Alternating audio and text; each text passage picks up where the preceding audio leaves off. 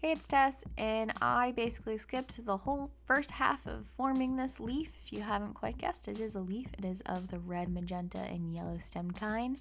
I'm not quite sure the species or identification of this leaf. If you happen to know, feel free to tell me.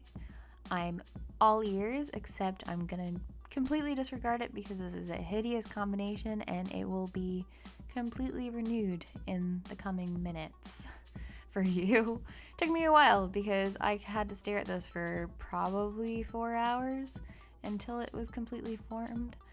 And I did have to pray to the bacon gods because you know that stem is kind of thin and I was worried about it.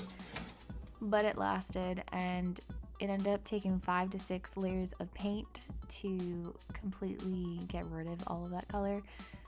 I was using apple barrel paint, and which is definitely fine to use for this because it's not like, here's my nice perfect painting. It's just, here's my paint palette that I'm making for myself, and I will end up messing up on it multiple times during this whole process. It doesn't need that much love. Here I am basically saying that I don't care about my own pieces. I do care about them. They're more trial and error.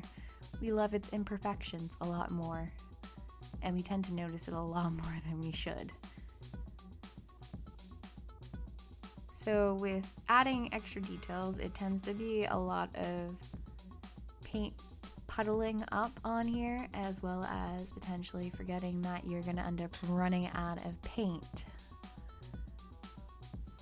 So one thing, as a stubborn perfectionist I am, that combination of anxiety of not having enough paint to finish your piece because you really want it finished ends up being a very taxing thing because you have to redirect, and it takes quite a bit of time. If you're on a mission and determined to get it done, you start to freak out and start trying to troubleshoot as much as you can. And eventually I do realize that I can take the paint from the puddled area and be able to kind of finesse the end. I'm not sure if any of you are also very stubborn, but also a perfectionist at the same time, where you're really goal-oriented and wanting it to be complete as best as you can be, but however, your skill set isn't very limited at the current time until you can really build up to where you want to be. And it takes quite a bit of time to get to that point if you're very much you see the great grand picture of something and then have to tie back to reality. It's a little bit easier for me in a work setting versus actually doing projects like this where I'm how do I get it to work? There's no secondary person that I can kind of shoot the idea off of and kind of get that opinion forward. So for the stem, I had wanted it all gold, but because of the lack of gold paint, I did halfway and decided to take up a black as the contrast and blending it in so it kind of looks like metal and kind of an art deco kind of style faded in.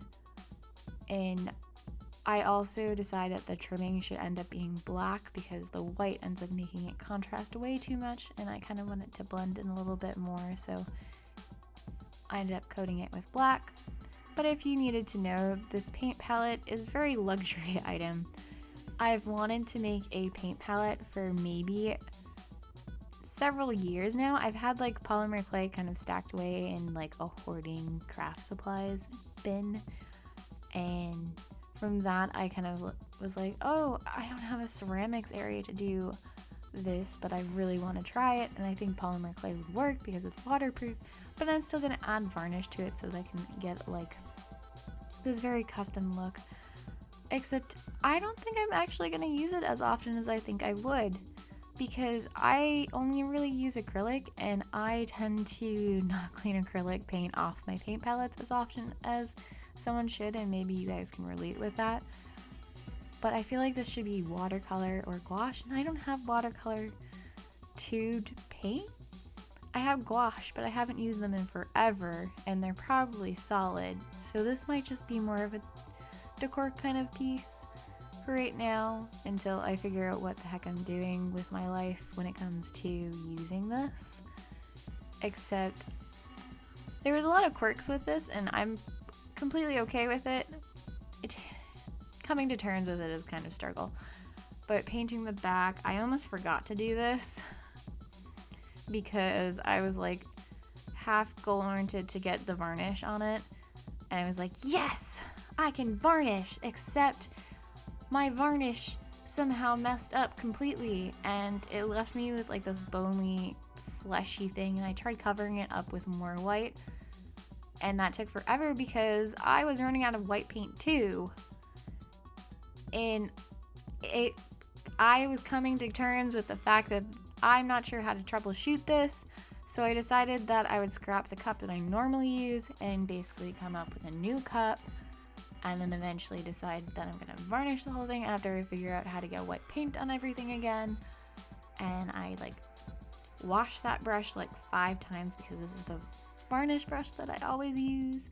However, I think the varnish might be from the rust on it for why this keeps happening, because you soon realize that this happened a second time after going through great lengths to try to troubleshoot it, but it still happens, and then you kind of give up.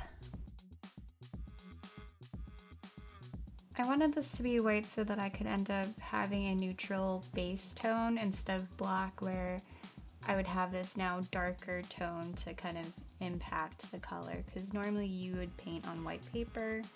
I don't typically paint on black paper, so it ends up playing into the perception of color just looking at it.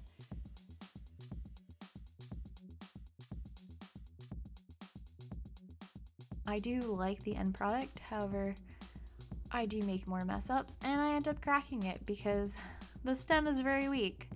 And my well-being, I ended up putting some candy on it, and you shouldn't be doing that. You shouldn't be putting extra weight on it. However, candy somehow broke my stem, and I just recently got around to re-gluing it and repainting it, and I've yet to varnish it, but it's done. It holds 2 brushes, and it is gonna just be sitting on my desk for a while. So thanks for watching.